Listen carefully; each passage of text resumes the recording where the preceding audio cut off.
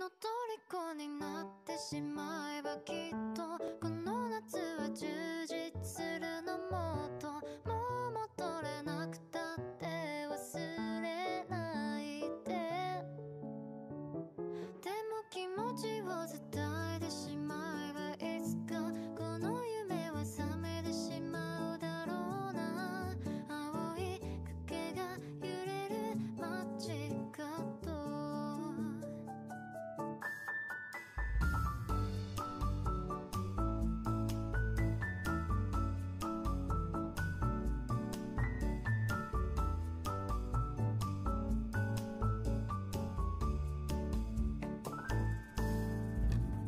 何年だっても言えない後悔した手が回らないでも言葉はここまで出てるの Halo semuanya, salam jumpa kembali dengan saya Linda Seri Murni Sitohang dalam pembelajaran biologi.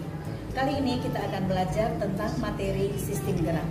Kamu ketahui bahwa sistem gerak disusun oleh dua alat yaitu tulang dan otot.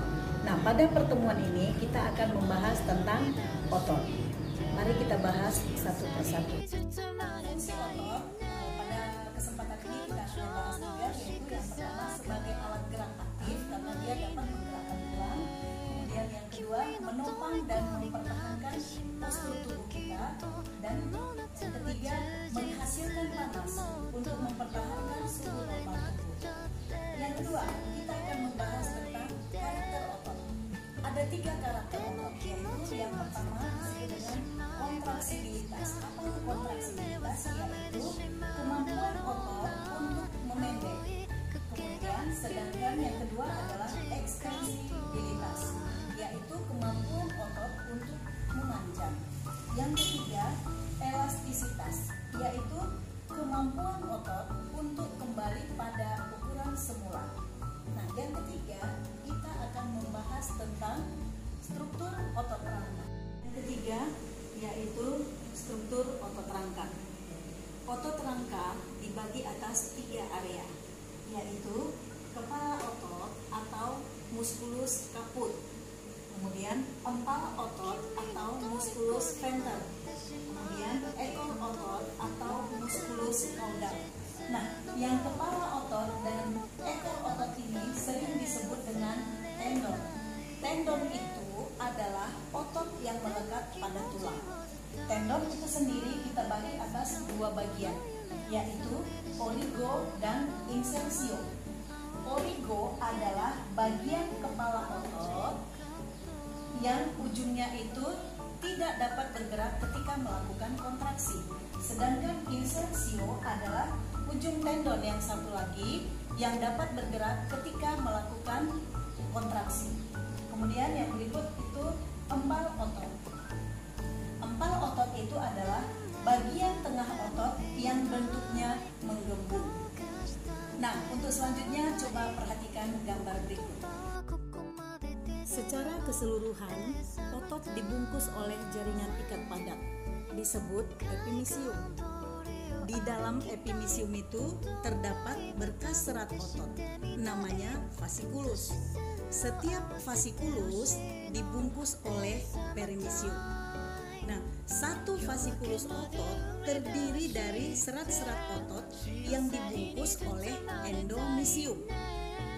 Di bawah endomisium itu terdapat membran sel otot, disebut dengan sarkolema. Di bawah sarkolema lagi akan terdapat sitoplasma, itulah yang disebut dengan sarkoplasma. Nah, sel otot rangka berbentuk serabut halus panjang, disebut dengan miofibril. Miofibril terdiri atas protein kontraktil berupa protein filamen, disebut dengan miofilamen. Miofilamen dibagi 2 jenis, yaitu miofilamen tebal disusun dari protein miosin atau bagian yang gelap, kemudian miofilamen tipis disusun dari protein aktin atau bagian yang terang. Kemudian protein tambahan berupa tropomiosin dan troponin ini melekat pada aktin. Kombinasi miosin dan aktin menunjukkan adanya pita gelap dan pita terang seperti lurik-lurik, sehingga otot rangka sering juga disebut dengan otot lurik. Itulah struktur dari otot rangka. Yang keempat yaitu mekanisme kerja otot. Perhatikan diagram mekanisme kerja otot berikut. Otot mulai bekerja ketika ada rangsang atau impuls.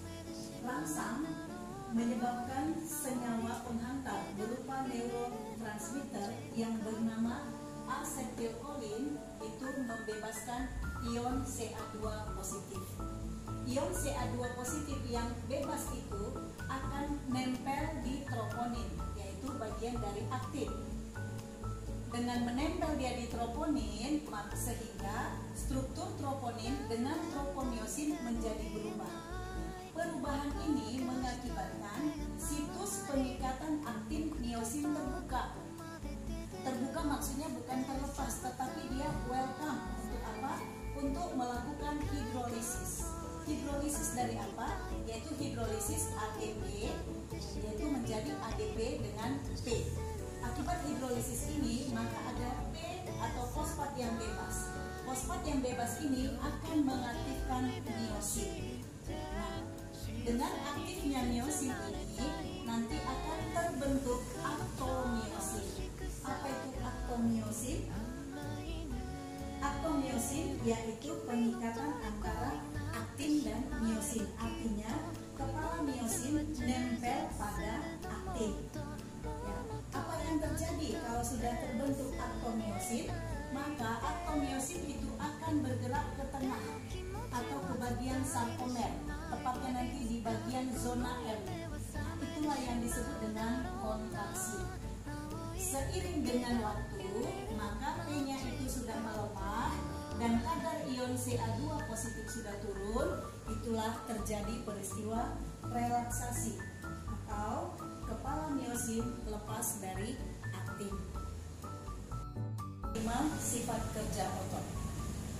Berdasarkan sifat kerjanya, maka otot itu dibagi dua, yaitu otot yang antagonis dan yang kedua otot yang sinergis.